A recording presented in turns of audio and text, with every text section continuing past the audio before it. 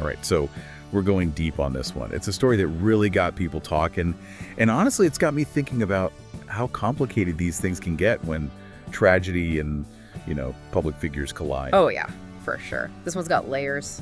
Grief, good intentions maybe, and now accusations flying around really makes you think about the whole picture. It does. So we're talking about rapper Boosie Badazz, right? Mhm. He's facing some serious potential legal trouble, and it all stems from this really tragic case. Caleb Wilson, a 20-year-old student at Southern University. Yeah, just a terrible situation. Hazing incident, fraternity ritual, he was punched in the chest multiple times and sadly didn't make it. Awful, absolutely awful. And then Boosie Badazz comes into the picture. This is where it starts to get, well, interesting, to say the least. He announces this scholarship, and Caleb Wilson's name, funded by his music festival, Boosie Bash. And the festival, get this, was actually held at Southern University. Right, and at first glance you might think, okay, trying to do something positive, trying to help. Right. I mean, it's a horrible loss for the community, right? But here's where things take a turn. Louisiana Attorney General Liz Murrill, she's come out swinging against Boosie, and her big point is this: Caleb Wilson's parents. They were allegedly never told about this scholarship plan. Huge point. Because, consent, communication, especially with a grieving family, that changes everything. And that's where the legal trouble comes in for Boosie. Misappropriation of Caleb Wilson's name and likeness. Murrill's basically saying he's using this tragedy to, market his festival. Yeah, this whole right to publicity thing comes into play. Can't just use someone's image, their name, for profit without their okay. And in some cases, that extends to families after someone's passed. And Murrill's saying the parents weren't just left out of the loop. They apparently specifically asked for Caleb's name, any mention of the scholarship, to be taken out of all the festival stuff. So Murrill's painting a picture of disregard for the family's wishes. Right? It makes you think about what was going through their minds if this is all true. Absolutely. And Murrill's not mincing words. She calls Boosie's actions a dramatic misrepresentation to benefit, a for-profit event. That stings. She's putting it out there. Was it really charity, or was it about the publicity for the festival? And this quote she gave really sums it up. She said, "All of this apparently came together in a very short order, and I think the promoters saw an opportunity to promote the event on the backs of people who just suffered an unimaginable loss. It's just disgusting. They owe the family an apology. If they wanted to do this, the first people they should have asked was the family.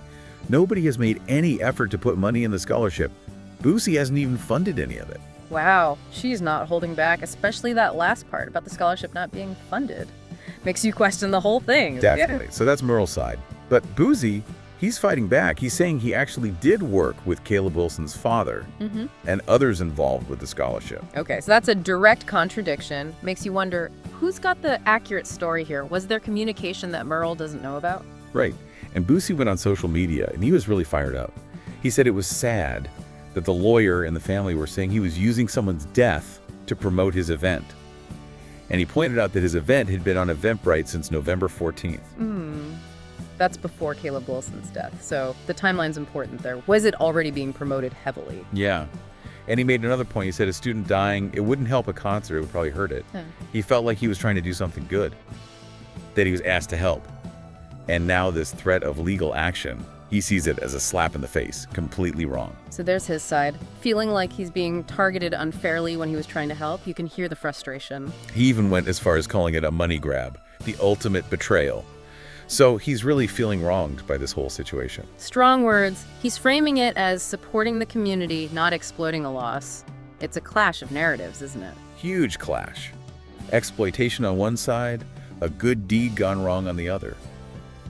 It makes you think about how differently people can see the same event. It does. And, in all of this, it's important to remember Caleb Wilson, his family, what they're going through. That's the real tragedy here. Absolutely.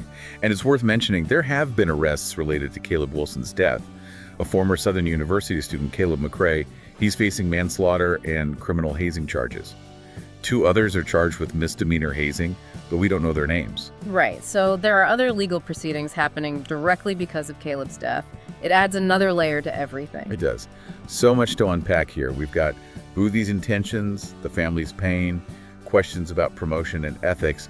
Really makes you think about how celebrity, tragedy, and public perception all come together in this messy way. Doesn't it? It makes you think about doing the right thing, but also doing it the right way. communicating clearly, being sensitive to those who are hurting. What do you think all of this says about how we see celebrities getting involved in social issues? Where do we draw the line? So many questions, and this conversation, well, just getting started. We'll keep digging into these complexities because they're not going away anytime soon. No, they aren't. And these are questions worth asking because they affect all of us. They really do.